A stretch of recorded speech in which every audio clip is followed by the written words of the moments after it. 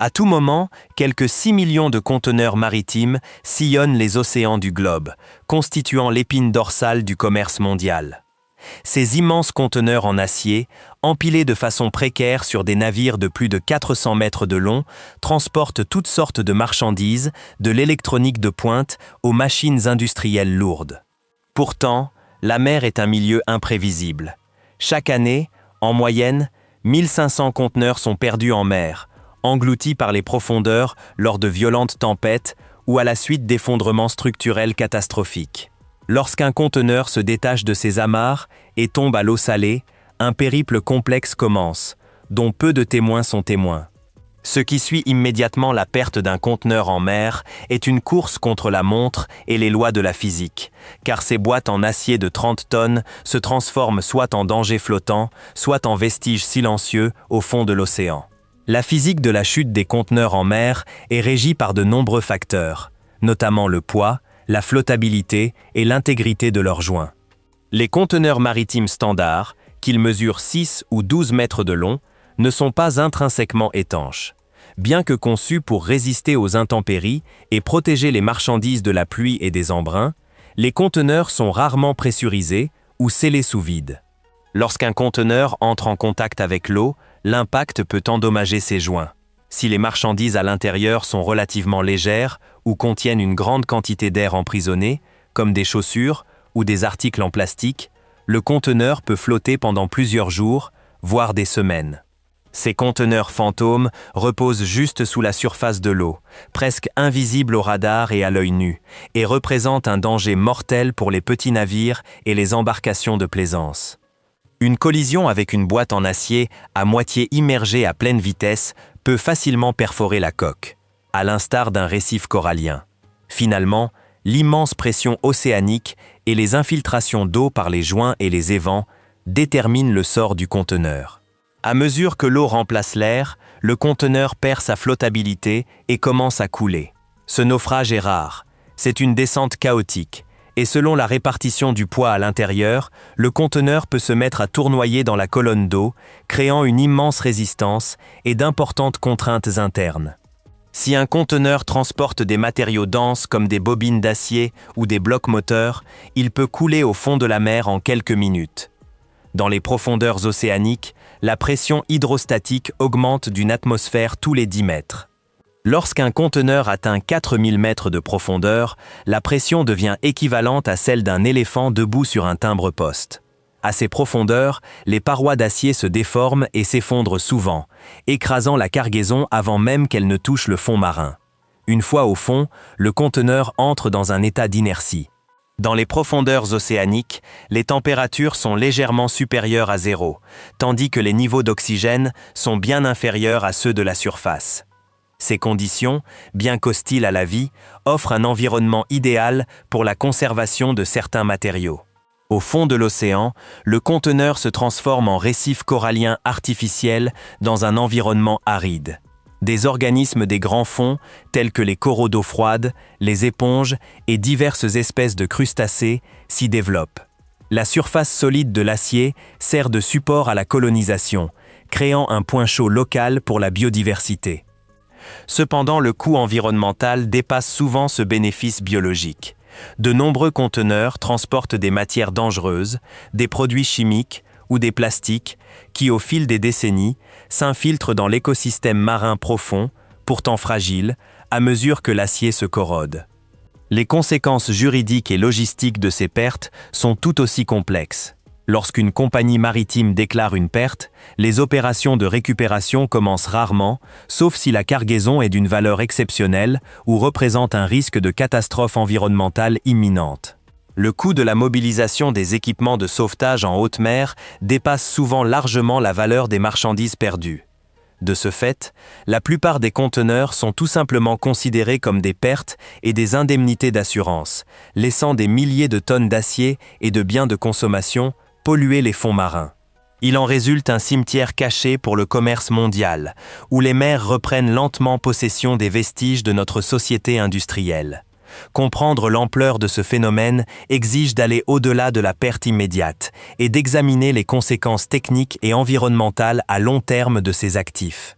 Outre la perte directe d'une seule unité, l'effondrement structurel d'un groupe de conteneurs est souvent causé par le roulis paramétrique, un phénomène violent où le roulis naturel du navire coïncide avec le mouvement des fonds.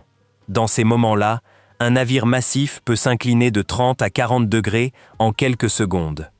L'immense force de gravité, combinée à l'inertie de milliers de tonnes d'acier, exerce une contrainte considérable sur les tirants et les boulons de verrouillage qui maintiennent les groupes de conteneurs ensemble. Lorsque la contrainte sur le métal atteint sa limite, les verrous cèdent, provoquant un effet domino. Il ne s'agit pas simplement d'une défaillance technique, c'est un véritable cauchemar logistique. Les conteneurs étant empilés en fonction de leur poids et de leur destination, la perte de quelques-uns seulement, situés au milieu ou en bas d'une rangée, peut menacer la stabilité de l'ensemble du chargement sur le pont. Cela oblige parfois le capitaine à prendre la difficile décision de larguer davantage de conteneurs pour éviter le chavirement du navire. Une fois un conteneur perdu, l'impact environnemental passe d'un risque physique à un risque chimique. Alors que l'attention du monde entier est focalisée sur les marées noires, la pollution à combustion lente provenant des conteneurs coulés est une préoccupation croissante pour les biologistes marins. Un seul conteneur peut contenir des millions de particules de plastique, appelées microplastiques, matières premières pour la fabrication des plastiques. Si un conteneur est percé au contact du fond marin ou se corrode avec le temps, ces particules sont libérées dans la colonne d'eau. Contrairement aux débris plus importants, les poissons et les oiseaux marins peuvent facilement confondre les microplastiques avec de la nourriture, ce qui entraîne leur entrée dans la chaîne alimentaire et, finalement, leur contamination par l'homme. Le défi d'ingénierie du XXIe siècle n'est pas seulement de savoir comment empiler davantage de conteneurs, mais aussi comment garantir la durabilité de ces écosystèmes. Le conteneur scellé et étanche à l'air reste fermé même sous pression. Dans les profondeurs abyssales, il arrive, rarement, que la mer rende ce qu'elle a emporté. L'un des cas les plus célèbres est celui d'un conteneur de jouets de bain en plastique, perdu dans le Pacifique Nord en 1992. Depuis des décennies, les vagues rejettent des milliers de canards en caoutchouc et de tortues sur les plages, de l'Alaska à l'Écosse, fournissant aux océanographes de précieuses données, bien qu'involontaires, sur les courants marins mondiaux. Ces bouées, véritables alliés des océans, ont prouvé que les objets perdus en haute mer ne restent pas simplement au fond de l'océan. Ils s'intègrent au système de circulation globale. Si ces histoires sont souvent perçues comme de simples anecdotes amusantes, elles mettent en lumière une triste réalité.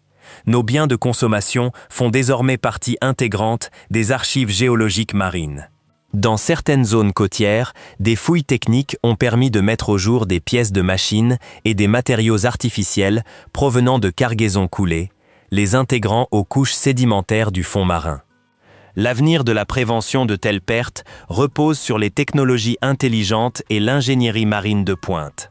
Les compagnies maritimes testent actuellement des capteurs connectés à l'Internet des objets, capables d'alerter instantanément l'équipage si une barre d'amarrage se détend ou si un conteneur commence à bouger. Par ailleurs, une technologie de suivi par satellite est en cours de développement pour surveiller les conteneurs à la dérive qui restent à flot, permettant ainsi aux navires de sauvetage de les intercepter avant qu'ils ne provoquent une catastrophe maritime. Cependant, à mesure que le commerce mondial se développe et que les navires s'agrandissent pour accueillir davantage d'EVP, équivalent 20 pieds, les marges d'erreur se réduisent comme peau de chagrin. La lutte entre l'ingéniosité humaine et la puissance colossale de l'océan est une constante de notre monde moderne. Chaque fois que nous suivons un colis ou achetons un produit à l'étranger, nous nous lançons dans une aventure logistique risquée, dont les conséquences sont finalement supportées par l'océan. Le volume considérable du transport maritime mondial témoigne du génie humain, et pourtant, les milliers de conteneurs gisant au fond des mers nous rappellent la puissance absolue de la nature. Ces biens perdus ne sont pas de simples pertes enregistrées par les compagnies d'assurance. Ce sont des capsules temporelles de notre époque, dérivant ou sombrant dans l'inconnu. Si cette exploration approfondie du génie maritime et des secrets des profondeurs vous a été utile, n'hésitez pas à aimer la vidéo et à vous abonner à la chaîne. D'autres explorations sont à venir.